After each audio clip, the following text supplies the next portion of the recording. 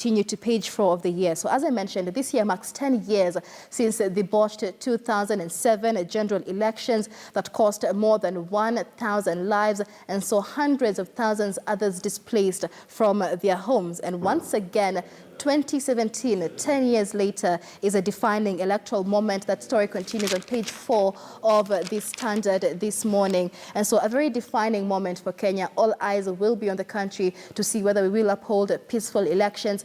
President Uhuru Kenyatta himself has come out to say that his agenda is to ensure free, fair and credible elections. But on page 4, let's take a look at the people and institutions to watch ahead of the elections. And of course, the first one on top of the chart is President Uhuru Kenyatta and his deputy William Ruto, both of whom hold immense power and hold some of the answers as to the direction the country will take during and after the elections. Of course, they are in charge of the government as well as state apparatus. So the president and his deputy are on top of the list.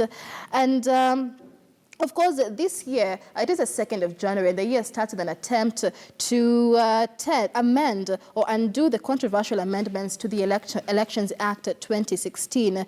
Now, remember, in December 22nd December, Jubilee members of Parliament passed contentious amendments to the Election Law 2016, amendments that saw protests from the opposition, which later promised to have mass action should these amendments not be changed. And the amendments seek to provide for a manual system alongside the electronic one for the 2017 general elections. But the opposition says the elections must be fully electronic, else there will be rigging by the Jubilee administration.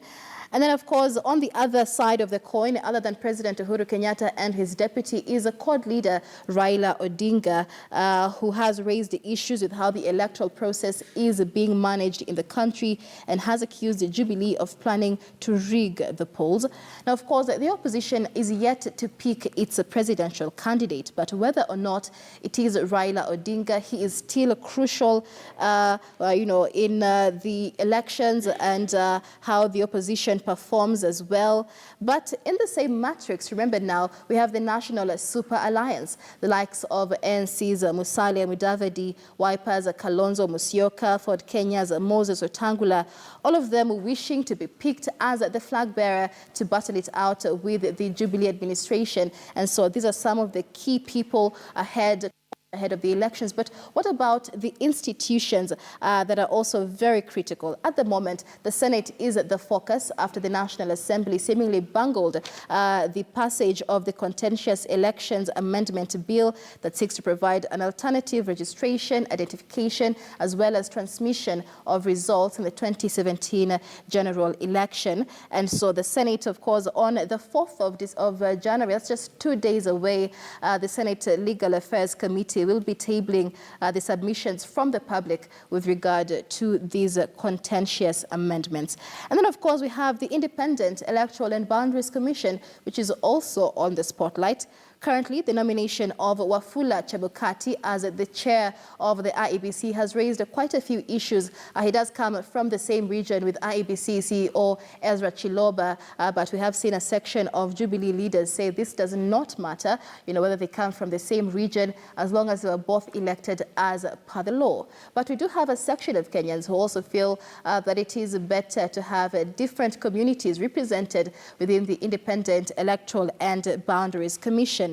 Now, as soon as Parliament reconvenes, of course, they will be vetting the nominees for IEBC chair as well as IEBC commissioners. And the earliest we can have a reconstituted IEBC is by mid-February. So we will be taking a look at that as well. But another key player in ensuring credible results in the elections is the registrar of political parties, who is currently Lucy Ndungu, and so the office will determine how political parties conduct their affairs with the Political Parties Act. That also another institution to look out for. And last but not least, the security docket led by Cabinet Secretary Joseph Nkaiseri and Inspector of Police Joseph Boynet. They have the very difficult task of maintaining security and peace during the 2017 general elections. And so we'll be taking a look at how all these players, people and institutions perform in the 2017